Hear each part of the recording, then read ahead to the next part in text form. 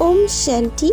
आइए सुनते हैं 12 जुलाई 2022 के मुरली से मुख्य बातें। आज की मुरली से ज्ञान डांस वाले महावाक्य है, आत्माओं का पिता और प्रजापिता भी तो बाप है। यह पॉइंट्स बड़ी अच्छी है, परंतु बच्चे अजून इतना हर्षित नहीं होते हैं। तुमको नई नई पॉइंट्स सुनाता हूँ जिससे तुमको नशा चढ़े। शिव बाबा तो स्वर्ग की स्थापना करने वाले हैं, तो जरूर उनसे ही वर्षा मिलेगा। यह तो याद कर सकते हो कि हमको जाना है अपने घर। यह दुनिया, यह सब कुछ छोड़ना है, खुशी होनी चाहिए। सदगुरु के रूप में बाबा के राय है, किसी देहधारी से देहिक लव नहीं रख, एक बाप से लव रखो। अशरीरी बनने का पूरा अभ्यास करो।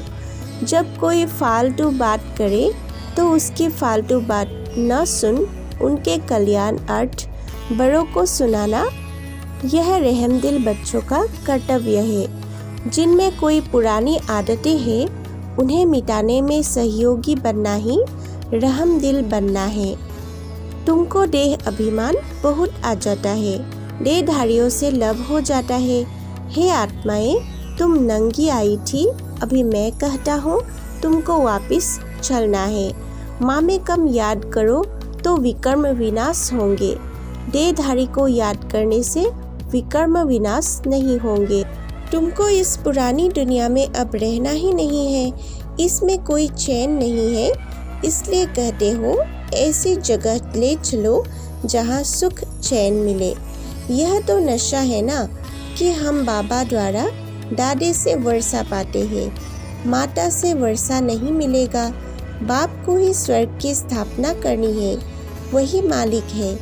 तुम जानते हो हम इस मृत्यु लोक से अमर लोक में चले जाएंगे वाया शांति धाम। यह बुद्धि में याद रखना है, जब तक मृत्यु नहीं हुआ है पढ़ना ही है। बच्चों को कितनी अच्छी रीति समझाते हैं कि शांति धाम को याद करो, यह दुख धाम है। जो रत्न बाबा के मुख से निकलते हैं वही तुम बच्चों के मुख से निकलने चाहिए।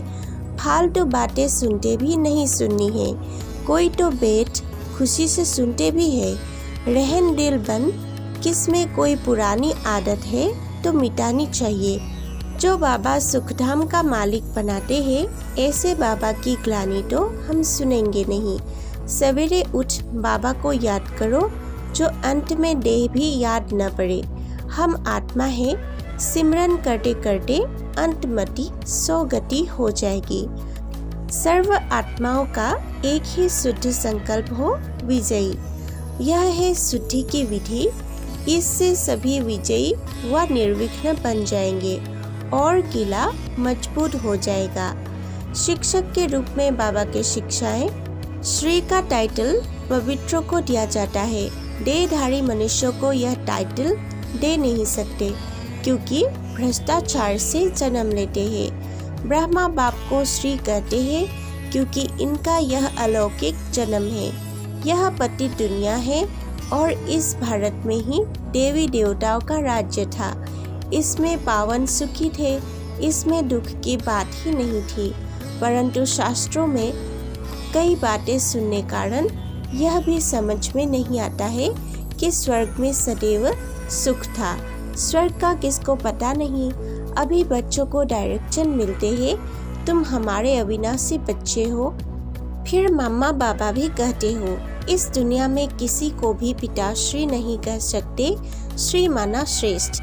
रावण को हम वर्ष वर्ष जलाते हैं, जिसे जला दिया उसे फिर हम नया क्यों बनाते हैं। इससे सिद्ध होता है कि रावण राज्य गया नहीं।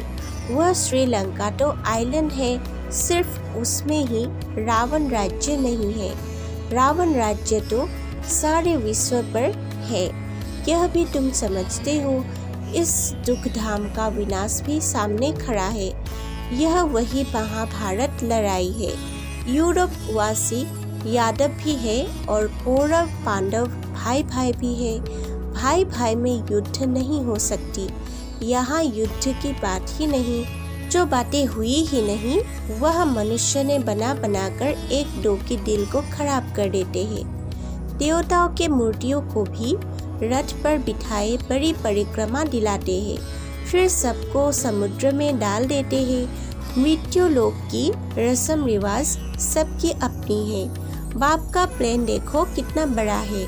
सबके प्लेन खत्म कर सुख धाम की स्थापना करते हैं, बाकी सबको शांति धाम में भेज देते हैं। तुम बच्चे देखो किसके सामने बैठे हो।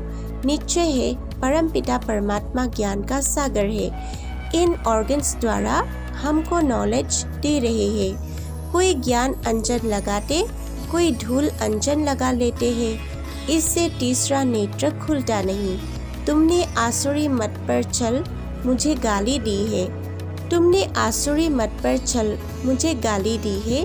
तुमने ईश्वर पर अपकार किया है, फिर भी ईश्वर तुम पर कितना उपकार करते हैं। हर एक बात अच्छी रीति समझने की है। किसी की तकदीर में नहीं है, फिर भी वही धंधा करते हैं। बाबा हर बात बहुत अच्छी रीति समझाते हैं। कल्प पहले भी ऐसे ही समझाया था, भूलो मत। रूहानी मिलिट्री के प्रति बाबा के राय है, हर्षित मुख हो, बाप का परिचय देना है। अपकारी पर भी बाप समान उपकारी बनना है।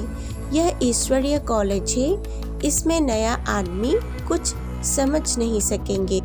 7 दिन क्वारंटाइन में बिठाना पड़े, जब तक लायक बने।